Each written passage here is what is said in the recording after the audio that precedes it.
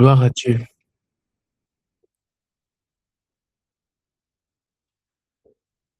Bénissons le Seigneur pour la grâce et le privilège qu'il nous accorde de nous retrouver ce soir pour commencer l'étude de ce nouveau livre que nous allons lire, Le chemin de l'obéissance. Bénissons le Seigneur ensemble. Père éternel, nous te bénissons et nous te rendons grâce. Merci pour la grâce et le privilège que tu nous accordes de nous retrouver, Seigneur, ce soir pour commencer le livre, l'étude du livre, le chemin de l'obéissance. Merci grandement, Père, merci grandement, Père, merci grandement, Père, au nom puissant de ton Fils Jésus-Christ. Amen.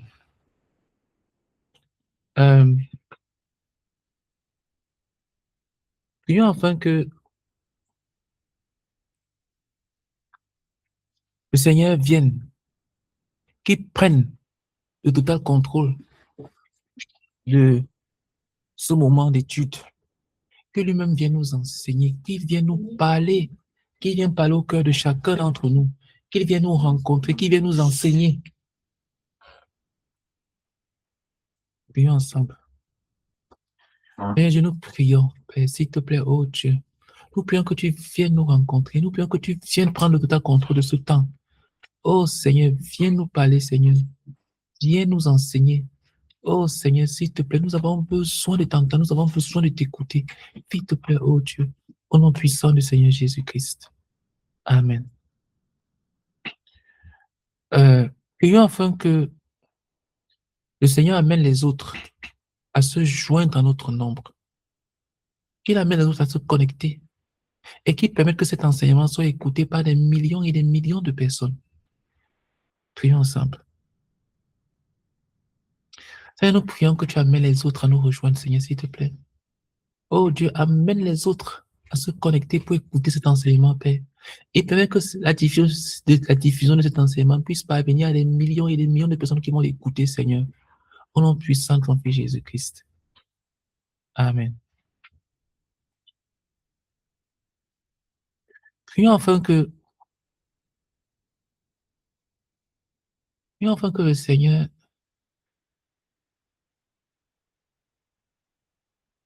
accorde à chaque personne qui va écouter cet enseignement d'avoir un cœur honnête et bon.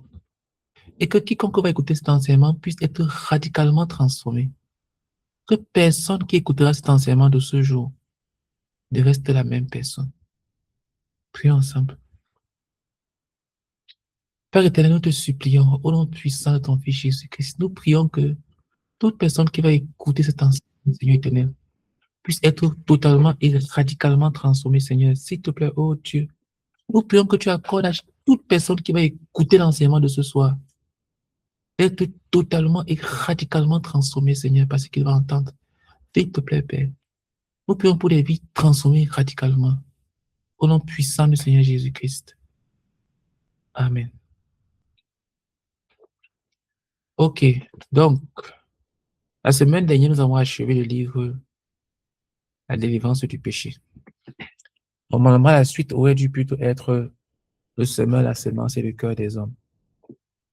Mais nous avons changé parce que nous avons le fardeau de communiquer. Bienvenue, Désiré.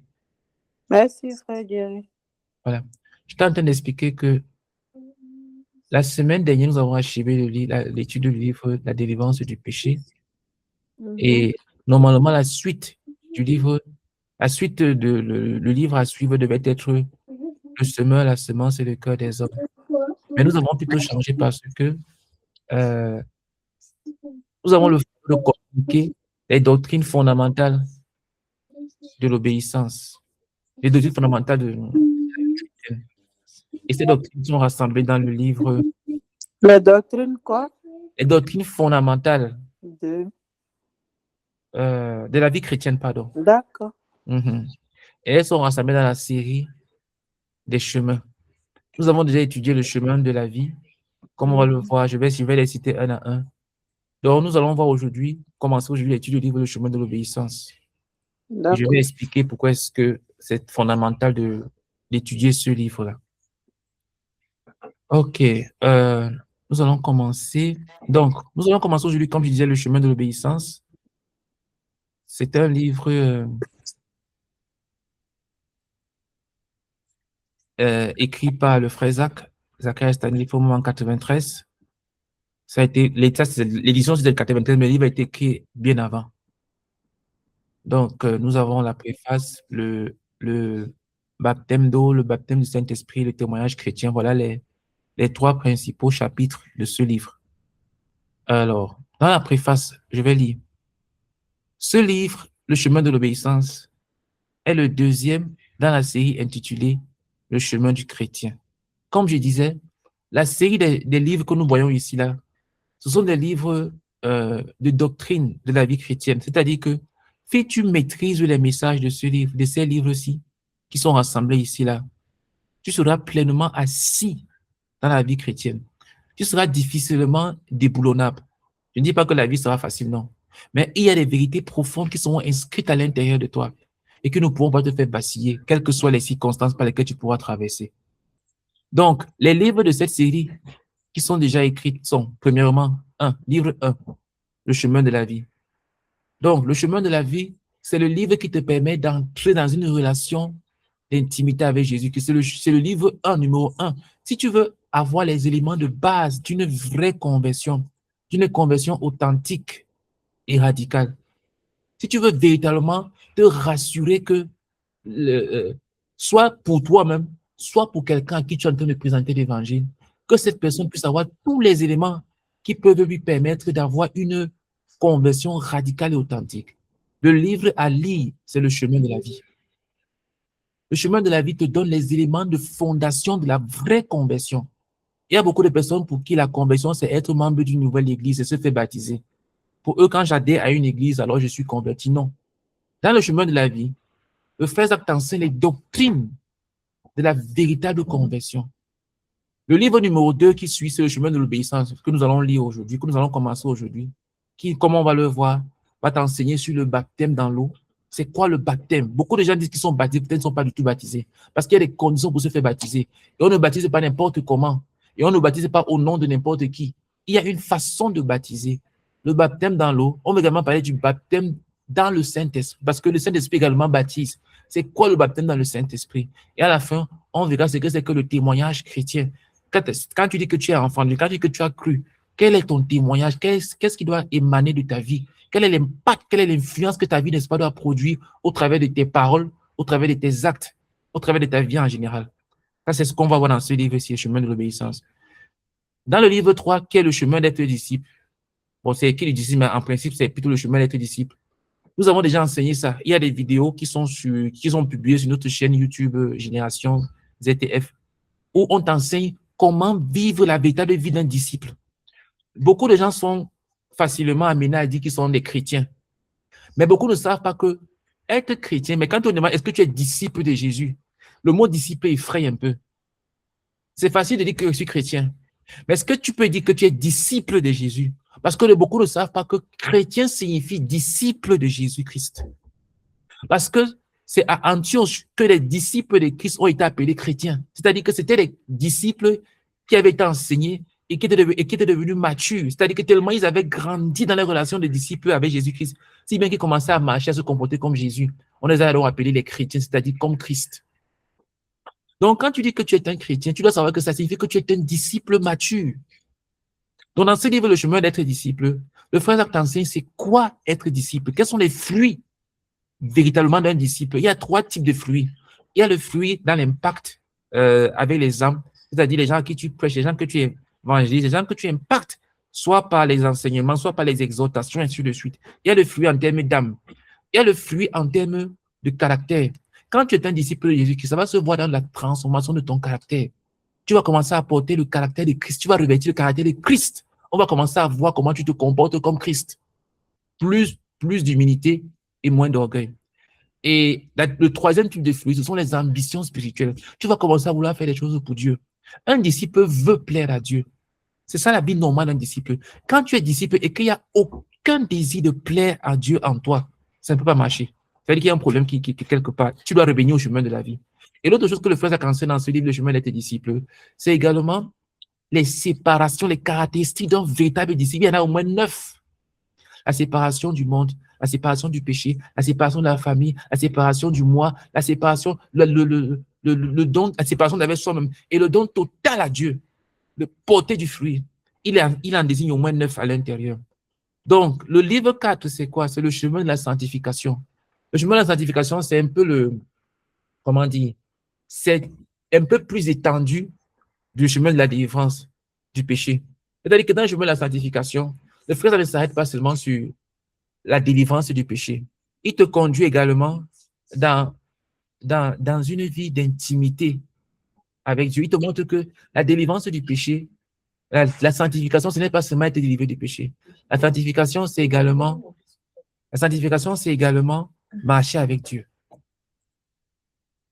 Être proche de lui, être dans l'intimité avec lui. Le livre 5, le chemin du caractère chrétien. Bon, ça également, ces livres-ci sont en ligne. On les a publiés. Le chemin de la sanctification, il est publié, il est sur la page YouTube Génération ZTF. Le livre 5, le chemin du caractère chrétien, lui également, il a été publié. Le fait, ça te montre les caractères que doit produire un enfant de Dieu. Il doit avoir la joie, il doit avoir la paix, il doit avoir l'amour, il doit avoir la patience, il doit avoir la tempérance, il décrit toutes ces choses dans ce livre-là. Il te montre que quand tu es enfant de Dieu, qu'est-ce qui doit réellement être visible à l'intérieur de toi? Quels sont les fruits du caractère d'un enfant de Dieu? C'est détaillé dans le livre Le chemin du caractère chrétien. Le livre 6, c'est le chemin de la puissance spirituelle. Beaucoup de personnes croient que être puissant, c'est faire tomber les gens, comme on voit dans plusieurs églises, dans les vidéos, où on souffle sur les gens et les gens tombent. Ce n'est pas ça la puissance spirituelle. Dans le livre Le chemin de la puissance spirituelle, il faut t'enseigner comment développer la puissance spirituelle. Si tu veux réellement expérimenter la puissance spirituelle qui vient de Dieu, ça commence premièrement par une soumission totale au Seigneur Jésus-Christ. Dans le livre Le chemin du service chrétien, le frère Jacques montre c'est quoi une œuvre de Dieu. Quand quelqu'un dit qu'il est en train de servir Dieu, ça signifie quoi? On ne se lève pas pour commencer à servir Dieu. Il y a au moins 7 éléments que doivent rencontrer, que doivent cocher les cases d'un service qui dit être de Dieu. C'est ce que le frère Jacques explique dans ce livre-ci, Le chemin du service chrétien. Dans le chemin du combat spirituel, le frère Jacques t'enseigne comment traiter avec l'ennemi, avec le royaume de Satan, avec les attaques qui viennent de Satan. Il te donne toutes les doctrines sur la prière, sur la protection, sur les prières de combat, les prières défensives, les prières, offensives. Dans le livre Le chemin de la persécution, ça c'est un peu comme, il y a un autre titre qui c'est plutôt le chemin de la souffrance pour Christ. Il te montre comment traverser les moments difficiles avec Jésus-Christ. Quand tu es persécuté, quand tu es incompris, quand tu es mal jugé. Le livre 10, Le chemin de la prière victorieuse, t'enseigne les ABC d'une vie de prière. Si tu veux savoir c'est quoi et comment développer une vie de prière, il faut commencer par lire Le chemin de la prière victorieuse. Et le chemin des vainqueurs, le frère te montre comment avoir une vie chrétienne victorieuse au travers de l'étude de Gédéon. Il montre comment toujours persévérer, même quand les conditions deviennent de plus en plus difficiles. Dans ce livre, il enseigne ça. Dans le livre Le chemin de l'encouragement spirituel, ça c'est un livre qui m'a tellement rendu ministère. Le chemin de l'encouragement spirituel. Ça m'a tellement rendu ministère parce que ici, là, c'est un livre qui te relève. C'est-à-dire, quel que soit, tu peux être dans un état tellement découragé, fatigué, abattu. Quand tu vas lire le chemin de l'encouragement spirituel, c'est-à-dire, le frère te montre toutes les promesses que Dieu nous a données. Et que parfois, comme on traverse des moments difficiles, on a tendance à ne plus, à les oublier ou même à ne même plus y croire. Mais il te rappelle, il te montre à quel point Dieu est doux, Dieu est tendre, Dieu est bon. Et enfin, dans le chemin, le livre 13, Le chemin de l'amour pour le Seigneur, le frère t'enseigne là-bas comment développer une relation profonde d'intimité avec Dieu au travers de l'étude de la vie de Marie. Marie, la sœur de Lazare, qui avait été ressuscitée, Lazare. Donc, qu'est-ce que tu as dit? Tu as dit que la série des chemins, ce sont des livres de doctrine fondamentale de la vie chrétienne. Si tu veux avoir les doctrines sur l'amour pour le Seigneur, lis le chemin de l'amour pour le Seigneur.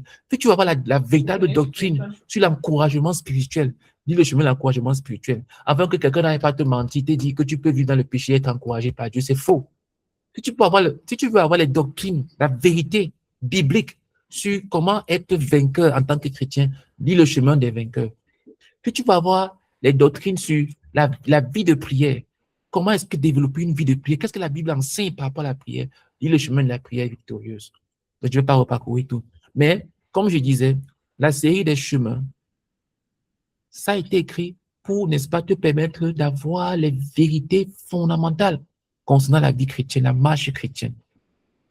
Donc, dans ce livre, c'est que nous sommes en train de lire, à savoir le chemin de l'obéissance. Les vérités qui y sont contenues ont eu un effet profond dans ma vie. Je suis en train de lire, c'est le frère qui parle. Les vérités contenues dans ce livre ont eu un effet profond dans ma vie. Depuis que j'ai reçu le Seigneur comme mon sauveur et mon Seigneur, je me suis senti de plus en plus obligé de proclamer le salut au monde entier. Lorsqu'en 1970, le Saint-Esprit est descendu sur moi, le Seigneur me confia un ministère pour son corps. Je ne serais jamais allé loin sans cette onction indispensable que je reçus seul dans ma chambre un samedi après-midi à 17h. Lorsqu'en 1978, je rendis témoignage de mon union avec le Seigneur Jésus dans les eaux du baptême, je mis une bonne partie de l'enfer en colère, alors que le ciel se réjouissait. Pour la petite histoire, lorsqu'il s'est fait baptiser, il s'est fait excommunier de l'église où il était. Parce qu'en 78, il était déjà un pasteur dans une église. Sauf qu'il avait le baptême des bébés. On l'avait baptisé quand il était petit. Parce que son père était un pasteur. Je parle du frère Zach. Et quand il a rencontré le Seigneur plus tard, en 66, quand il s'est vraiment donné, quand il s'est consacré à Dieu, il a eu la crise du baptême. Parce qu'il savait que quand il s'était fait baptiser, il ne connaissait pas Dieu. Mais maintenant, il avait rencontré véritablement Dieu. Or, il a commencé à travailler pour le Seigneur, prêcher. Il a même baptisé des gens. Il était pasteur d'une église. Et donc, quand Dieu lui a dit que tu n'es pas baptisé, tu dois te faire baptiser. C'était un scandale. Parce qu'on disait que comment est-ce que toi, le grand pasteur de l'église, tu vas te faire baptiser encore? Après tout ce que tu as déjà prêché aux gens, et les gens que toi-même tu as fait baptiser, qu'est-ce qu'on va dire? Les dirigeants de l'église ont dit que non, ils ne veulent pas entendre ça. Il est quand même obéi à Dieu, il est parti se faire baptiser. C'est pour ça qu'il dit qu'il a mis une bonne partie de l'enfant en colère, parce que quand il l'a fait, on l'a chassé de l'église. On a dit que va, tu es un scandale. Mais il avait obéi à Dieu. Parce que le baptême, c'est souvent une crise. Les gens sont parfois prêts à accepter de recevoir Jésus. Dieu va dire que je suis d'accord pour mettre ma vie en ordre avec Dieu. Et quand tu vas dire que maintenant, il faut que tu te fasses baptiser, il va dire, ah, j'étais déjà baptisé avant. Moi, je m'étais déjà fait baptiser. Mais comment tu peux te faire baptiser alors que tu n'étais pas en règle avec Dieu? Puisque le baptême vient confirmer le fait que tu as une bonne conscience avec Dieu. Tu ne peux pas te faire baptiser alors que tu n'avais pas une bonne conscience. Tu n'étais pas en règle avec le Seigneur. Donc, je continue la lecture. Par la grâce de Dieu, je présente dans ce livre ces trois vérités fondamentales que sont le baptême d'eau, le baptême du Saint-Esprit et le témoignage chrétien, telles qu'elles sont traitées dans la parole de Dieu.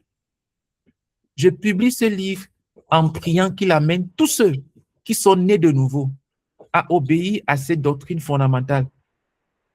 Puisse Dieu, le Saint-Esprit, conduire tout lecteur à une obéissance immédiate et continuelle. Que Dieu vous bénisse pendant votre lecture.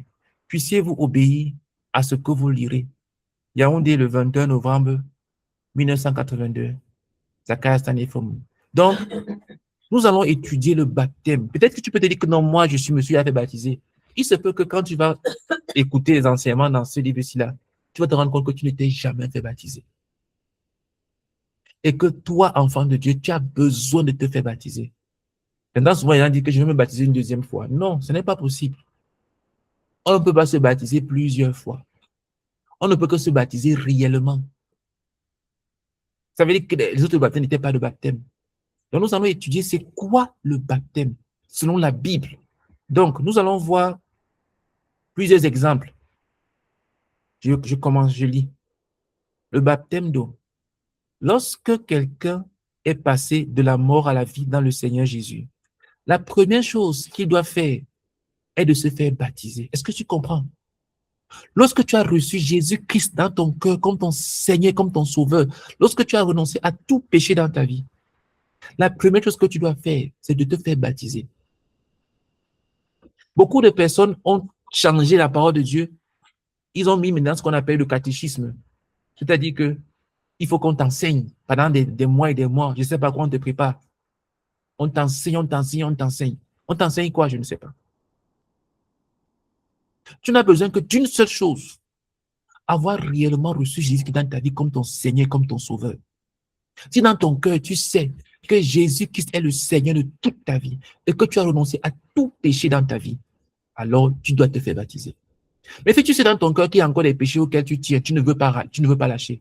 Tu n'es pas d'accord avec Dieu sur le fait que tu dois t'en séparer. Je n'ai pas dit que tu es déjà saint et puis déjà que tout péché est parti de ta vie. Non, c'est pas ce que je suis en train de dire. Je suis en train de dire que tout péché dans ta vie, tu dis non à cela. Tu te mets du côté de Dieu. Tu dis, je rejette ce péché de ma vie. Si toute ta vie est comme ça, qu'il n'y a pas un seul péché, et tu acceptes Jésus qui est dans ta vie comme ton Seigneur et comme ton Sauveur, alors tu dois te faire baptiser. Je continue la lecture. Le baptême est l'engagement d'une bonne conscience envers Dieu. Est-ce que tu comprends? La Bible dit que ça, c'est ce qui est dans la Bible. Le baptême est l'engagement d'une bonne conscience avec Dieu. Ça veut dire qu'on se baptise parce que sa conscience est correcte devant Dieu. On ne se baptise pas parce qu'on a vu les autres se faire baptiser. On ne se baptise pas parce que le pasteur a insisté. Personnellement, pour moi, toutes les personnes à qui j'ai insisté pour qu'elles se fassent baptiser, elles ont disparu après de l'église. J'ai baptisé des gens qu'après, quand ils sont sortis de l'eau, je ne les ai plus revus. Quand tu précipites le baptême dans la vie de quelqu'un, avec la pression, par exemple, moi, quand je me suis baptisé, on ne m'avait jamais enseigné sur le baptême, on n'avait même jamais prononcé ce mot devant moi. C'est moi qui ai demandé à me faire baptiser. C'est moi qui ai dit que je veux me faire baptiser. Mais toutes les personnes à qui j'ai mis la pression que faites-toi baptiser, faites-toi baptiser, faites-toi baptiser. Après ça, ils sont partis. Pourquoi?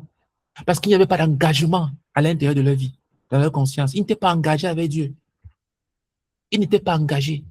Quand tu es engagé réellement dans ton cœur, tu sais que tu as pris la décision de suivre le Seigneur. Tu sais que tu as renoncé à ton ancienne vie. Ta conscience te rend témoignage que tu n'es pas en train d'être hypocrite. Réellement, tu sais que tu es engagé avec Dieu. Alors, tu es qualifié pour le baptême. Pourquoi? Parce que le baptême est l'engagement d'une bonne conscience envers Dieu. Nous allons commencer notre étude en examinant l'exemple du Seigneur Jésus, car il est notre exemple suprême. Vous voyez, même le Seigneur s'est fait baptiser. Est-ce que c'est parce qu'il avait un péché à se séparer? Ça veut dire que tu ne peux pas échapper au baptême. Dis que non, le baptême, je ne suis pas obligé de me baptiser. Non. Le baptême est fondamental dans la vie d'un enfant de Dieu. Le baptême du Seigneur Jésus. Le Seigneur Jésus n'a pas été baptisé lorsqu'il était bébé. Lorsqu'il était encore bébé, il fut présenté au temple, la Bible dit. Et quand les jours de leur purification furent accomplis, selon la loi de Moïse, Joseph et Marie le portaient à Jérusalem pour le présenter au Seigneur. Luc 2, verset 22. Le Seigneur lui-même a suivi ce modèle pendant son ministère. Quand on lui amenait les bébés, il les bénissait, il ne les baptisait pas. La Bible dit, on lui amenait de petits enfants afin qu'il les touchât. Mais les disciples reprirent ce qui les amenait. Jésus, voyant cela, fut indigné et leur dit, laissez venir à moi les petits enfants et ne les en empêchez pas, car le royaume de Dieu est pour ceux qui leur ressemblent. Marc 10, verset 13 à 16. Le Seigneur avait demandé à être baptisé.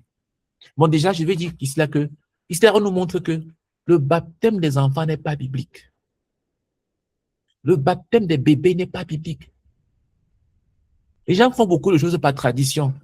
C'est-à-dire quoi? C'est-à-dire qu'ils le font parce que c'est comme ça qu'on fait dans l'Église. Ils n'ont aucune racine biblique de ce qu'ils font. Ils le font, pourquoi? Parce que c'est une tradition. On le fait à l'Église, donc ils le font aussi. Quand quelqu'un fait ce genre de choses-là, c'est un religieux. Ce n'est pas quelqu'un qui est réellement un enfant de Dieu, c'est-à-dire quoi? C'est-à-dire qui cherche Dieu, qui cherche à planifier une relation avec Dieu, non. Sa relation avec Dieu, c'est déjà des relations Père Noël, où Dieu est son fournisseur de cadeaux. Dieu n'est pas son Seigneur. Donc, il ne demande pas à Dieu, Seigneur, est-ce que c'est correct que je fasse baptiser mon bébé, mon enfant qui ne te connaît même pas? Le Seigneur Jésus avait demandé à être baptisé. On ne lui avait pas imposé le baptême. C'est pour cela que, s'il te plaît, si tu es pasteur, toi qui m'écoutes, n'impose le baptême à personne. Je le dis par expérience. Toutes les personnes à qui j'ai forcé le baptême sont parties. Je n'en connais pas un seul. Je n'en connais pas un seul. Toutes les personnes n'impose pas le baptême. Quand quelqu'un n'est pas, a des hésitations à se faire baptiser, laisse-le. Laisse-le.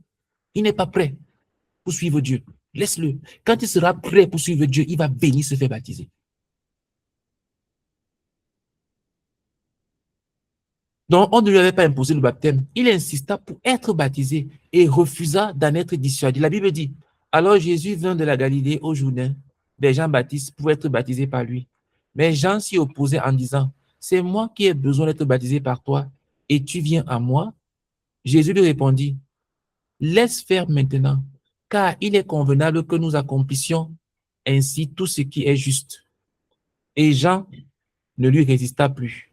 Matthieu 3, versets 13 à 15. Tu vois que le Seigneur a insisté parce qu'il savait que c'est la volonté de Dieu. Il a insisté qu'il faut que tu me fasses, que tu me baptises. La question n'est pas de savoir est-ce que j'ai besoin de ça ou pas. La question c'est de savoir quelle est la volonté de Dieu. Le Père veut que je sois baptisé, alors il faut que je sois baptisé.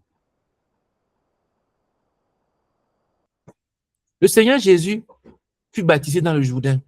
Il entrait effectivement dans l'eau. La Bible dit, dès que Jésus eut été baptisé, il sortit de l'eau en majuscule. Matthieu 3, verset 16. Le Seigneur fut oint par le Saint-Esprit après son baptême et non avant. Et voici, les cieux s'ouvrirent et il vit l'Esprit de Dieu descendre comme une colombe et venir sur lui. Matthieu 3, verset 16.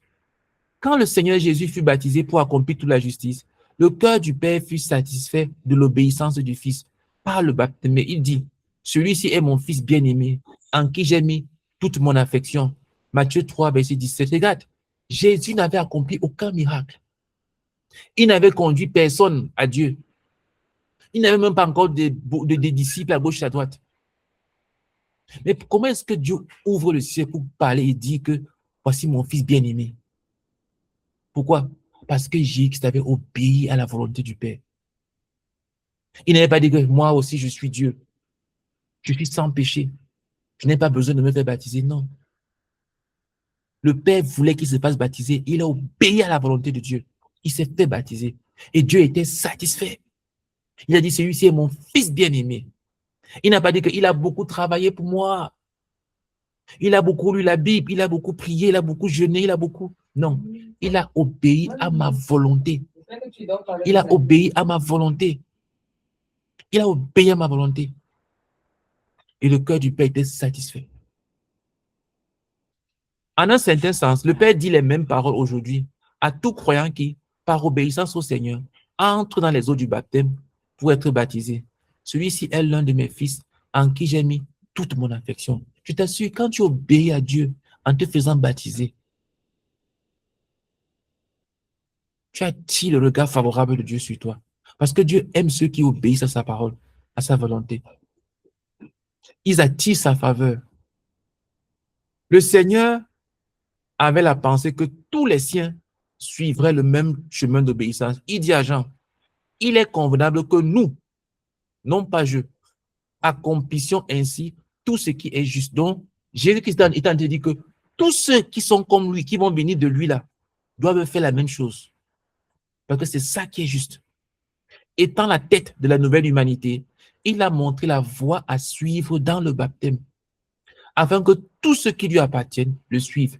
Si quelqu'un dit qu'il est un enfant de Dieu et qu'il n'est pas baptisé, il ment. Parce que Jésus lui-même s'est fait baptiser. Et si quelqu'un dit qu'il s'est baptisé depuis et que c'est maintenant qu'il s'engage vraiment à Dieu, il ment. Il n'est pas engagé à Dieu. Il est toujours dans ses péchés. Parce que quand tu es réellement engagé, quand ta conscience est correcte, tu vas te faire baptiser. Ça va couler dessous. C'est même toi qui vas demander. Et il faut qu'on te convainc, c'est parce que ta conscience n'est pas engagée.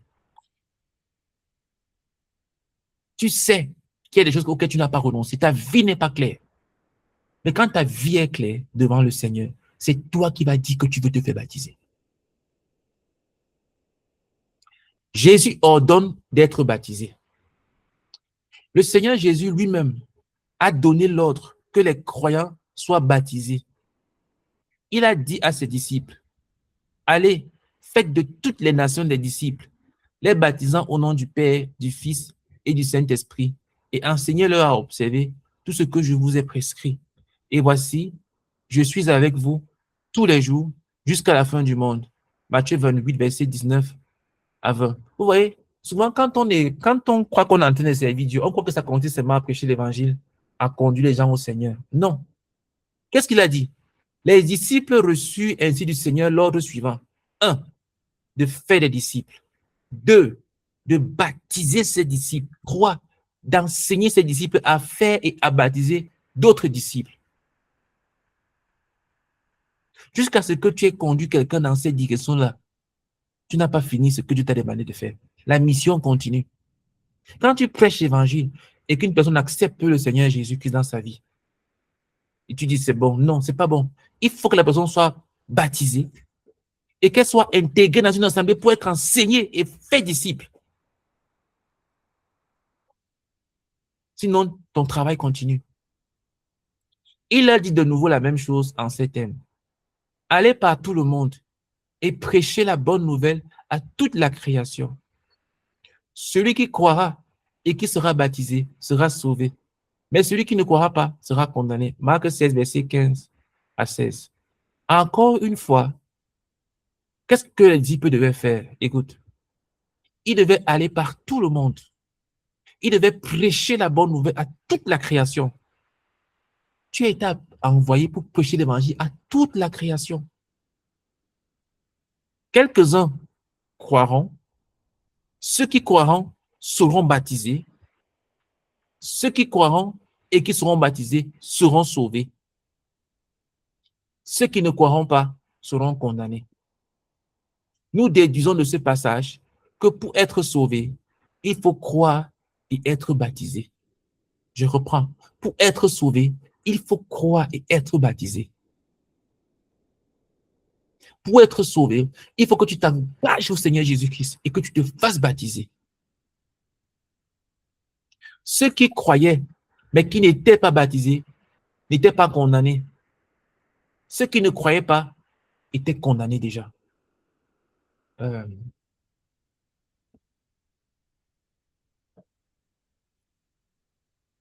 Voilà l'enseignement que Jésus-Christ a donné concernant le baptême.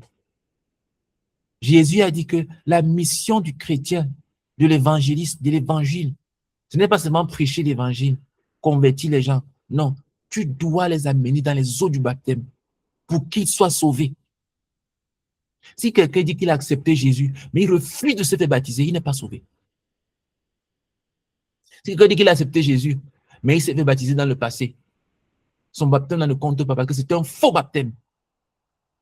Puisque ce n'était pas l'engagement d'une bonne conscience. Il s'est baptisé sur quelle base? Est-ce qu'il avait une bonne conscience envers Dieu quand il se faisait baptiser?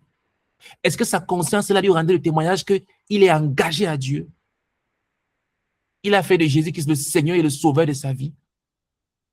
Sinon, c'était un faux baptême. Il doit se faire baptiser. S'il refuse, il n'est pas sauvé.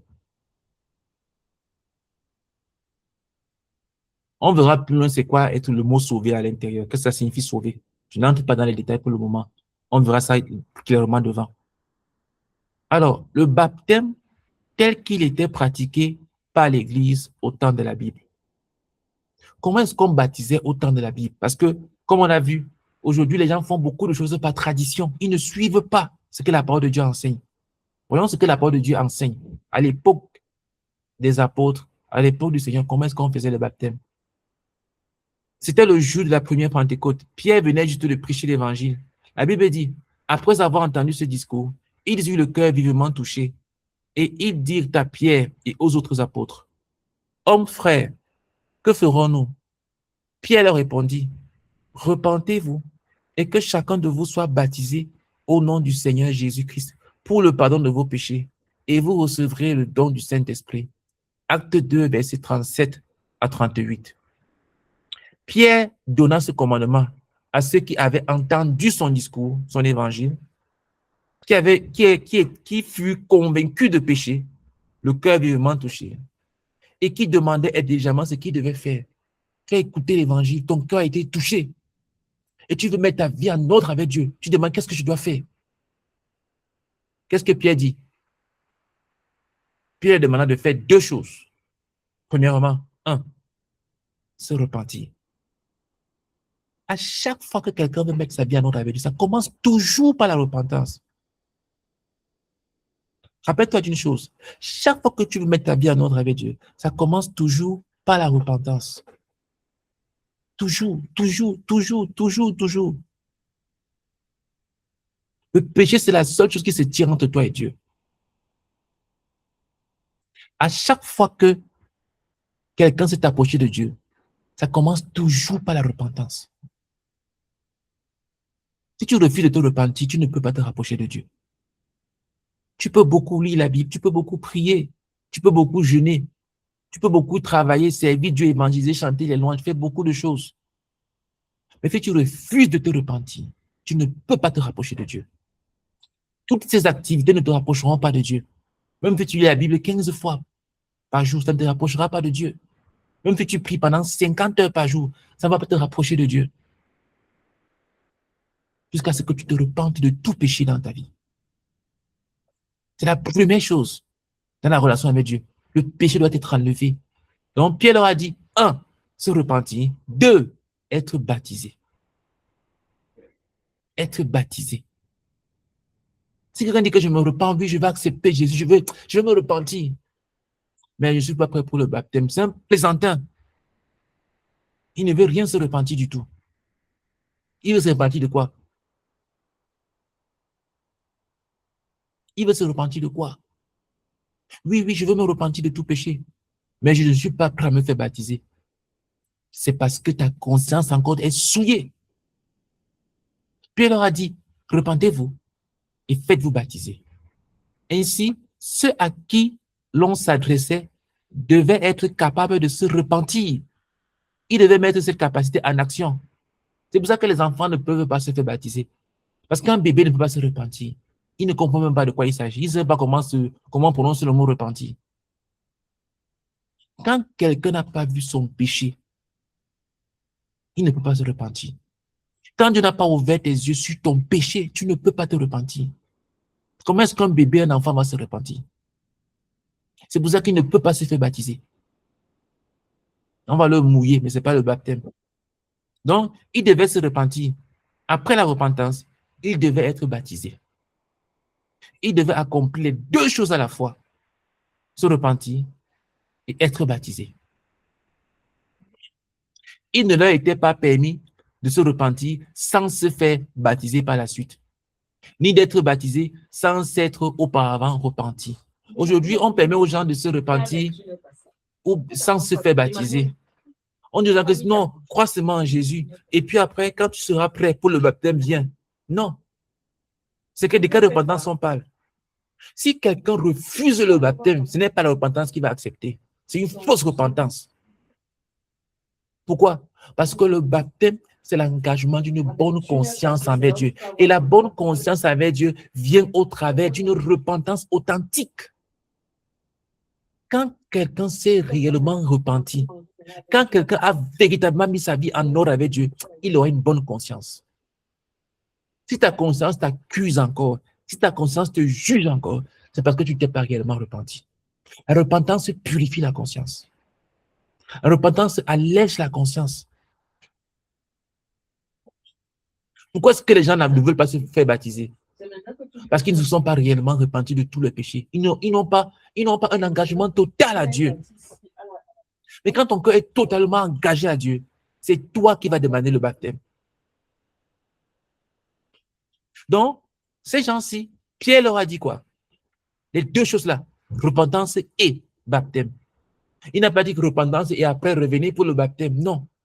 Ou bien il n'a pas dit que repentez-vous aujourd'hui. Et puis on va vous enseigner afin que vous puissiez comprendre c'est quoi le baptême. Et puis on va fixer une date, un jour. Ce sera le jour du baptême. Là, on va baptiser tout le monde. Que chacun écrive son nom sur la liste. Non. Là, sur place. Si tu veux être sauvé, tu te repens, tu te baptises.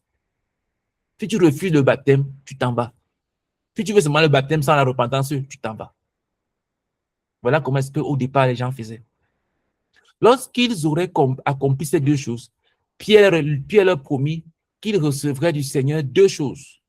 Un, le pardon des péchés. Ça, c'est la repentance. Deux, le don du Saint-Esprit après le baptême. Il était évident que s'ils échouaient dans la part qu'il a été échu, Dieu n'accomplirait pas sa part. Pierre leur dit encore, car la promesse est pour vous, pour vos enfants et pour tous ceux qui sont au loin, en aussi grand nombre que le Seigneur notre Dieu les appellera. Acte 2, verset 39. Nous posons immédiatement une question.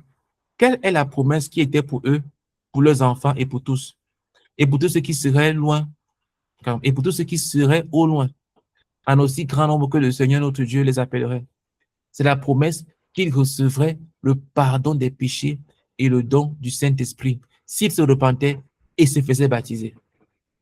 Parce que quand tu te repens véritablement, tu reçois le pardon de tes péchés. C'est pour ça que tu as une bonne conscience. Emmanuel. Pourquoi tu n'as pas une bonne conscience? Emmanuel. Parce que tu ne t'es pas réellement repenti. Mais quand tu te repens clairement, tu as une bonne conscience. Tu as une bonne conscience. Quand tu te repens clairement, tu as une bonne conscience. Donc, et quand tu te fais baptiser, tu reçois le don du Saint-Esprit. C'est pour ça qu'il leur a dit repentance et baptême pour recevoir le pardon des péchés et le don du Saint-Esprit. Le Seigneur n'avait pas de signification que, pardon, excusez-moi, la promesse n'avait de signification que pour ceux qui pouvaient remplir les conditions exigées par le Seigneur. Elle n'offrait rien à ceux qui ne pouvaient pas ou ne voulaient pas se repentir. La promesse était pour ceux que le Seigneur notre Dieu appellerait. Le Seigneur appelle ceux qui sont capables d'entendre sa voix et de répondre. Je reprends. Le Seigneur appelle ceux qui sont... Je reprends. Le Seigneur appelle ceux qui sont capables d'entendre sa voix et de répondre, si tel est leur désir. Parmi ceux qui eurent le cœur vivement touché et qui demandaient à Pierre, « Homme frère, que ferons-nous » Certains reçurent les paroles de Pierre. Il remplit la condition en se repentant et en se faisant baptiser ce jour même. Ceux qui furent baptisés s'ajoutèrent à ceux qui avaient cru auparavant et qui s'étaient fait baptiser. Ces gens furent ajoutés à l'église locale en croyant et en se faisant baptiser. S'ils avaient cru sans se faire baptiser, ils n'auraient jamais été ajoutés à l'église locale. Ils auraient été justifiés devant Dieu à cause de leur repentance et de leur foi au Seigneur Jésus. C'est tout. Mais ils n'auraient eu aucune place dans la vie, les conflits, les victoires, etc. du peuple de Dieu sur la terre. Voilà ce qu'on appelle sauver. Je reprends. Si c'était seulement fait baptiser, qu'est-ce qu'il dit? Si c'était seulement repenti de leurs péchés, ils auraient été justifiés devant le Seigneur. Mais ils n'auraient eu aucune place dans la vie de l'Église, dans les desseins de Dieu. Et ça qu'on appelle être sauvé. C'est-à-dire quoi? Avoir sa place dans les desseins de Dieu. Il serait toujours membre du monde. Ok. On va analyser. Voilà, j'espère que ce n'est pas trop long. Ok, on va analyser le baptême du premier Africain et on va s'arrêter pour aujourd'hui. Donc, le baptême du premier Africain, acte 8, versets 26 à 39. Le premier Africain dont le baptême est mentionné d'une façon distincte dans la Bible fut l'eunuque éthiopien. Vous savez, Parfois, les gens disent, ah, la Bible, ce sont les colons. Ce sont les Européens qui ont amené ça en Afrique. On avait nos traditions. Ils oublient que la Bible parle d'un Africain, un Éthiopien, qui était un croyant, qui avait cru qu'il avait reçu Saint-Jésus, qui s'était même fait baptiser. La Bible parle clairement de ça dans la Bible. Est-ce que lui, il avait reçu ça parce que les colons étaient venus? Non. C'est lui-même qui était parti chercher ça, comme on va le voir. Le Seigneur envoie l'évangéliste Philippe pour lui rendre témoignage. Alors Philippe, ouvrant la bouche et commençant par ce passage, lui annonça la bonne nouvelle de Jésus. Acte 8, verset 35. Cette bonne nouvelle a dû inclure la nécessité de se repentir et d'être baptisé. Vous voyez, c'était ça l'évangile au début. Quand un apôtre prêchait l'évangile, que ce soit Pierre ou bien un diacre comme Philippe, il y avait toujours ces deux parties dans leur message, la repentance et le baptême. La repentance, c'est la force de Jésus-Christ. Et le baptême, c'était le message complet.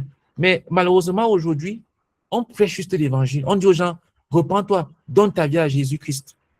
Et puis on s'arrête là. Et quelqu'un dit, ok, d'accord, je mets ma vie à notre vie, je me repens et tout. J'accepte Jésus dans ma vie. Et puis une autre fois, on lui dit maintenant, écoute, il faut que tu te fasses baptiser. Il dit, mais je suis à baptiser. Pourquoi? Parce que le message a été incomplet. Normalement, c'est un seul paquet. Dans le message de l'évangile, le baptême doit être à l'intérieur. Quand tu prêches l'évangile, prêche avec le baptême. Pourquoi? Parce que celui qui va réellement croire n'aura aucun problème avec le baptême. Quelqu'un qui a réellement compris l'évangile et qui a réellement accepté Jésus-Christ, il n'aura aucun problème avec le baptême. Si tu te dis que non, si je parle du baptême, les gens peuvent être retenus, tu es en train de tordre l'évangile. Quand Pierre prêchait l'évangile, il prêchait avec le baptême. Quand Philippe prêchait l'évangile, il prêchait avec le baptême. Il disait, tu te repens de tes péchés, tu mets ta foi en Jésus-Christ et tu te fais baptiser dans l'eau. C'était un seul message. Donc, la bonne nouvelle que Philippe a prêchée a dû inclure le fait aussi d'être baptisé. Pourquoi? Ceci est évident par le fait que la Bible dit, comme ils continuaient sur leur chemin, ils rencontraient de l'eau et l'eunuque dit, voici de l'eau. Qu'est-ce qui empêche que je sois baptisé? Qui lui avait parlé de ça? Acte 8, verset 36. C'est Philippe.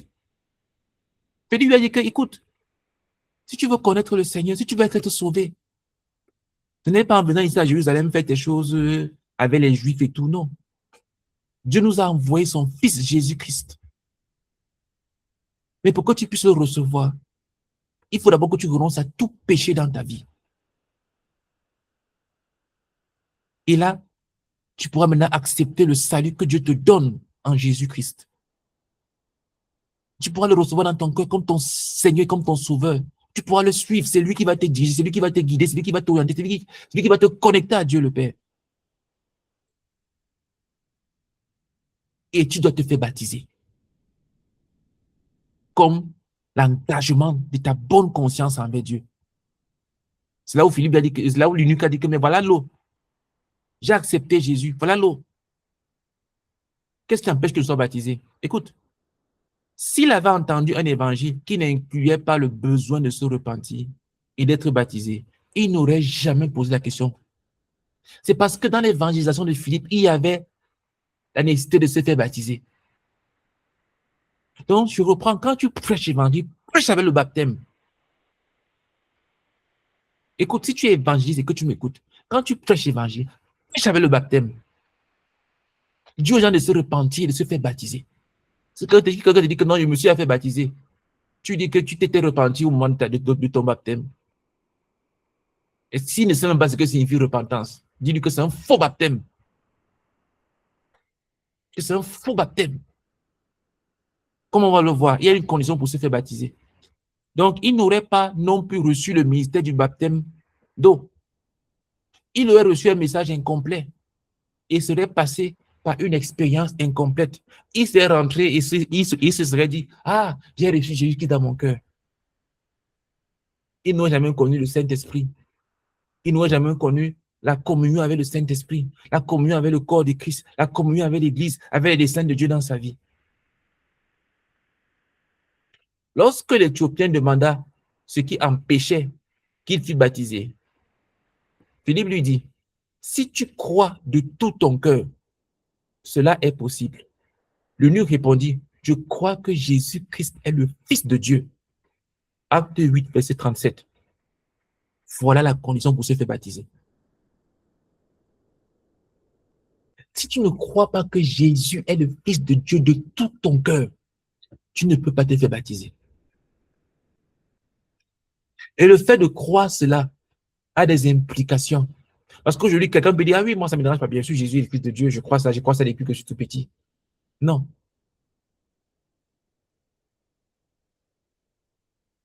Ça signifie que tu l'acceptes donc comme ton Seigneur et comme ton Sauveur dans ta vie. Tu renonces à ton indépendance vis-à-vis de lui.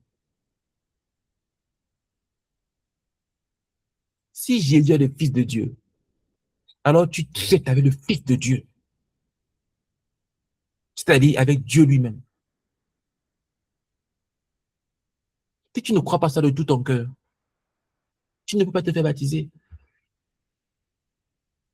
Donc quand quelqu'un te dit que non, moi je me suis fait baptiser depuis que j'étais tout petit, dis-lui que dans Acte 8, verset 37, il y a une condition pour se faire baptiser. Est-ce que tu as cru de tout ton cœur en Dieu, en Jésus-Christ? Il dit si tu crois de tout ton cœur. Il n'a pas dit si tu crois beaucoup. Il n'a pas dit si tu es sérieux. Il n'a pas dit si tu es quand même engagé. Non. Il a dit si tu crois de tout ton cœur, c'est possible que tu te fasses baptiser. C'est pour ça qu'on a dit que le baptême, c'est quoi? L'engagement d'une bonne conscience. Parce que quand tu t'es repenti véritablement et que tu as accepté Jésus qui est dans ton cœur comme ton Seigneur et comme ton Sauveur, il te donne une bonne conscience. Aucun péché ne va te tourmenter. Aucune accusation à l'intérieur de toi. C'est pour ça que tu peux te faire baptiser. Sinon, tout autre baptême, c'est un faux baptême. Tu t'es fait tremper. Tu ne t'es pas fait baptiser. Philippe ne s'était pas dit, voyons, ce personnage très important a demandé de se faire baptiser. C'est si merveilleux qu'il veut condescendre à demander une telle chose. Je vais tout de suite saisir cette occasion, de peur qu'il ne change d'avis. Non. Il n'était pas ému par le seul fait que l'homme voulut être baptisé. Il examina la condition spirituelle de cet homme. Philippe, en quelque sorte, lui a dit, ce que tu demandes est bien, est bon. C'est normal que tu demandes d'être baptisé. Mais attends, tous ceux qui veulent être baptisés ne sont pas qualifiés pour le baptême. Seuls ceux qui croient sont qualifiés. Et ils doivent croire au Seigneur, non pas avec un cœur partagé, mais de tout leur cœur. Ils doivent être engagés de tout leur être. Lorsque quelqu'un croit au Seigneur Jésus de cette façon, il peut être baptisé. Crois-tu au Seigneur Jésus de la façon dont je te parle? L'eunuque éthiopien répondit, je crois que Jésus-Christ est le Fils de Dieu. Acte 8, verset 37. C'était une façon de dire, je m'engage de tout mon être à accepter cette vérité qui affirme que Jésus est le Fils de Dieu. Je m'engage aussi à respecter les conséquences de cette vérité. Je m'engage envers le Seigneur Jésus. Par cette confession, l'homme avait confessé Christ. Il satisfait les exigences fondamentales du baptême. S'il te plaît, ne force personne à se faire baptiser. Mais quand tu prêches l'évangile incluant le baptême à l'intérieur. Si quelqu'un ne veut pas se faire baptiser, qu'il rejette tout, qu'il parte. C'est son salut qui est en jeu. Donc, ne négocie pas avec cela. Toi qui m'écoutes, le baptême, c'est un paquet. Si tu as accepté Jésus-Christ dans ta vie comme ton Seigneur, comme ton Sauveur, mais tu ne veux pas te faire baptiser, tu te trompes toi-même. Si tu dis que non, je me suis fait baptiser il y a quelque temps, mais est-ce que ton cœur était total envers Dieu? Est-ce que ton cœur était totalement engagé envers Jésus? Ou bien tu t'es fait baptiser parce que on a annoncé à l'église qui veut se faire baptiser? Tu as aussi levé la main, ne comprenant même pas ce que tu es en train de faire. Avec le péché encore dans le cœur. Les gens qui se font baptiser avec les copains. Tu as ton petit ami et tu vas te tremper dans l'eau. Tu as ta copine et tu vas te faire tremper dans l'eau. Tu appelles ça baptême. C'est un faux baptême. Tu vis dans le mensonge. Tu mens dans tes dossiers. Tu mens au bureau. Tu mens dans ta famille. Et tu vas te faire baptiser. Tu dis que je me suis fait baptiser. C'est faux. C'est un faux baptême. C'est un faux baptême. Tu dois te repentir de tout péché. Donner ton cœur en totalité au Seigneur Jésus-Christ. Alors, tu peux maintenant être qualifié pour le baptême. Si tu ne veux pas l'accepter, ne l'accepte pas. Depuis que j'ai remarqué ça, je ne force plus personne à se faire baptiser. Je te prêche l'évangile radical et je te parle du baptême. Je te prêche l'évangile solide et cru et dur. Et je te parle du baptême. Si tu veux le baptême, gloire à Dieu. Si tu ne veux pas, c'est entre toi et Dieu.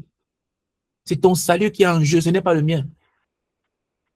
Mon salut n'est pas en jeu. C'est ton salut qui est en jeu. Puisqu'il avait ainsi rempli ces conditions, Philippe devait donc le baptiser. Philippe ne lui avait pas dit, eh bien, monsieur le ministre des Finances, tu vas faire un long voyage. Ton temps est très précieux. Ne nous fatiguons pas à te faire passer par le vrai baptême. Nous pouvons représenter le vrai baptême par quelque chose d'autre que je vais inventer pour remplacer la méthode courante. Je vais t'épargner l'ennui de te déshabiller, de te plonger dans l'eau et de changer d'habit. Tout cela va te retarder et ce n'est d'ailleurs pas nécessaire. Ce qui compte réellement, c'est la signification spirituelle. C'est un symbole. Là, tu perds un peu d'eau là. Je vais t'en verser quelques gouttes sur la face et ce sera suffisant. Tu mets un peu d'eau là comme ça. Au nom du Père, du Fils et du... Et tu es baptisé. Il ne le fit pas. Car s'il l'avait fait, cela aurait été une abomination devant le Seigneur. Cela aurait été une aspersion et non le baptême. Et il aurait désobéi au commandement de Dieu concernant le baptême. Écoute, le mot baptême, ça vient d'un mot grec, baptisan, qui signifie immerger en français.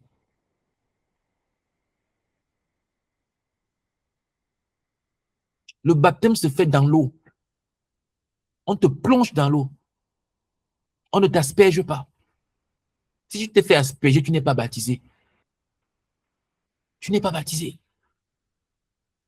Si on ne t'a pas plongé dans l'eau, tu n'es pas baptisé. Philippe alla simplement de l'avant et fit la chose correcte, sans se soucier de savoir si elle était commode ou incommode. Il n'a pas dit, ah, est-ce que ce n'est pas désobligeant de changer les vêtements d'un ministre? Non. Il était focalisé sur Dieu. La Bible dit, il fit arrêter le char. Philippe et l'eunuque descendirent tous deux dans l'eau, et Philippe baptisant l'eunuque. Quand il fut sorti de l'eau, l'Esprit du Seigneur enleva Philippe. Acte 8, verset 38 à 39. Dans l'eau. Philippe et l'Éthiopien ne s'étaient pas simplement tenus au bord de l'eau pour que le Philippe verse une poignée d'eau sur la tête de l'Éthiopien. Non. Tous deux descendirent dans l'eau. Et après le baptême, ils sortirent de l'eau. Ils sortirent de l'eau. Donc, à partir de cet exemple, nous voyons qu'une personne devait croire au Seigneur Jésus de tout son cœur avant d'être baptisé. Tu dois d'abord croire au Seigneur Jésus-Christ de tout ton cœur. C'est-à-dire qu'il n'y a pas un seul péché dans ton cœur que tu ne veux pas renoncer. Ah non, il y a telle chose là que j'aime bien. Je sais que ça ne plaît pas à Dieu, mais je ne veux pas encore abandonner ça. Je n'ose même pas prier le Seigneur de me délivrer de ça. Non, j'aime bien ça. Tu es encore perdu. Tu es perdu. Tu n'es pas sauvé. Tu ne crois pas au Seigneur Jésus-Christ de tout ton cœur. Donc, tu ne peux même pas te faire baptiser. Et si tu t'es fait baptiser par le passé avec cet état de cœur-là, c'est un faux baptême. Tu dois croire au Seigneur Jésus-Christ de tout ton cœur. Tu dois lui donner tout ton cœur, entièrement. Après, tu peux être fait baptiser. Après, tu peux te faire baptiser. Et le processus par lequel elle était baptisée exigeait que tous deux, le baptiseur et le baptisé, entrent dans l'eau et que tous deux sortent de l'eau après le baptême. Nous voyons aussi qu'on ne permettait pas aux circonstances, comme un long voyage, de modifier la méthode de baptême. C'est vrai qu'à cette partie-là, j'ai parfois fauté parce que je ne connaissais pas cette vérité. Donc, j'ai parfois enseigné à certains dirigeants qu'on n'avait pas besoin, comme nous, on baptisait beaucoup dans les baignoires. Et c'est très compliqué de se mettre dans la baignoire avec la personne. Donc, on se tient à l'extérieur de la baignoire. Mais quand il s'agit d'une piscine, alors on est ensemble à l'intérieur. Mais dans une baignoire, quand tu fais le baptême, tu ne peux pas te mettre à l'intérieur. C'est trop compliqué. Donc, on te baptise. Toi, tu es dans la baignoire pleinement. Et on te plonge à l'intérieur complètement.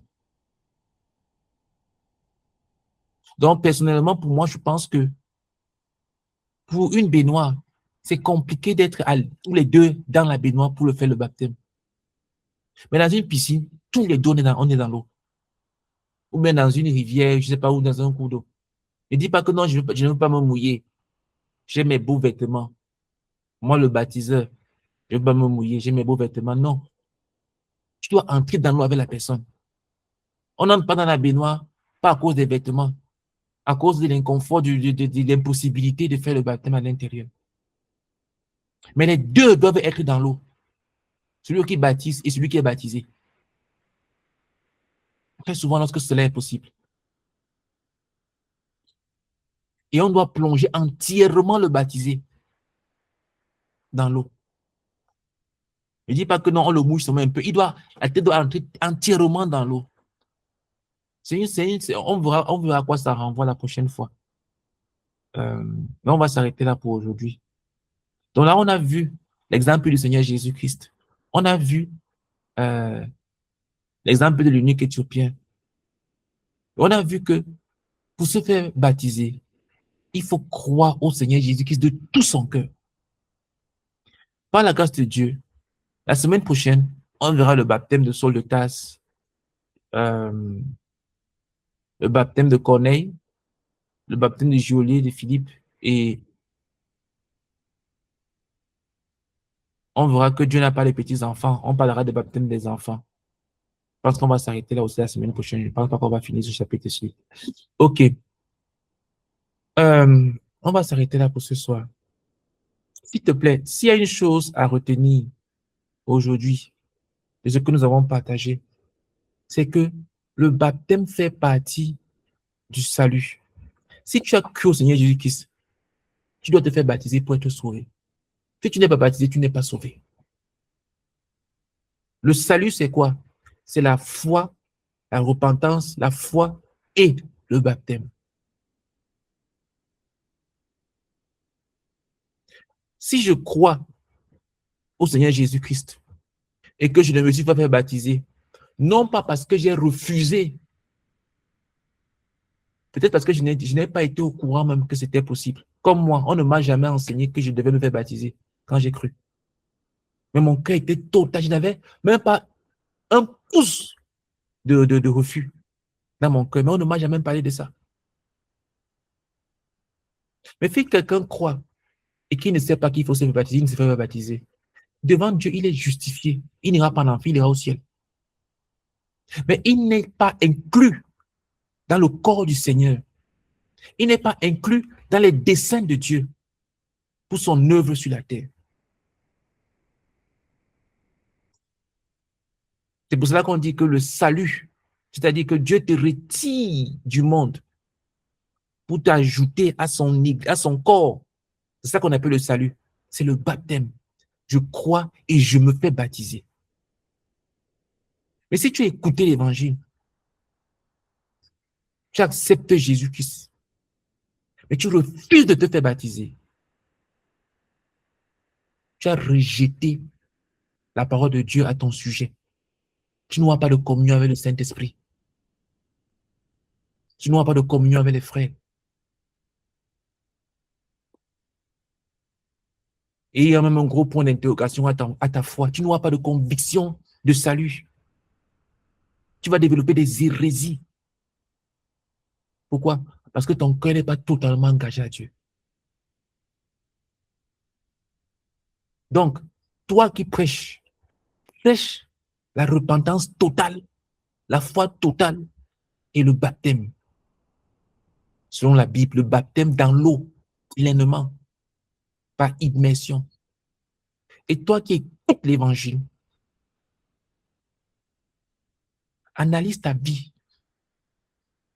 Est-ce que tu t'es vraiment fait baptiser? Que tu dis oui. Est-ce que ce baptême a-tu été qualifié? Sois honnête, c'est ton salut qui est en jeu. Peut-être c'est la raison pour laquelle tu n'arrives pas à te saisir dans l'œuvre de Dieu.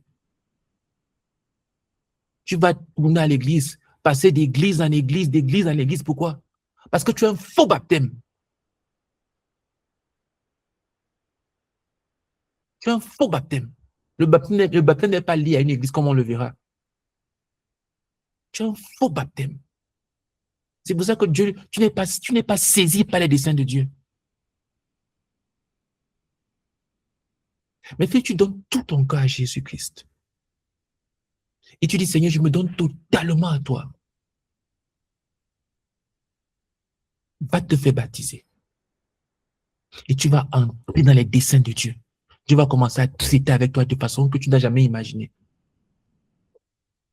Le frère Zach était pasteur. Il avait baptisé des gens. Il avait enseigné sur le baptême. Il avait prêché l'évangile. Il avait conduit les âmes au Seigneur. Et Dieu lui a dit, il avait 33 ans.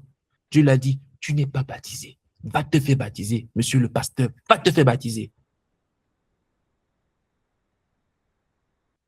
Moi, le grand pasteur, je vais me faire baptiser. Dieu a dit, va te faire baptiser. Il a dû fuir son église où il était pour partir dans un autre pays.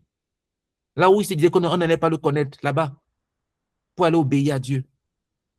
Mais on a reçu la nouvelle. Et quand il est revenu, on l'a chassé de cette église. On n'est que pas. C'est un scandale.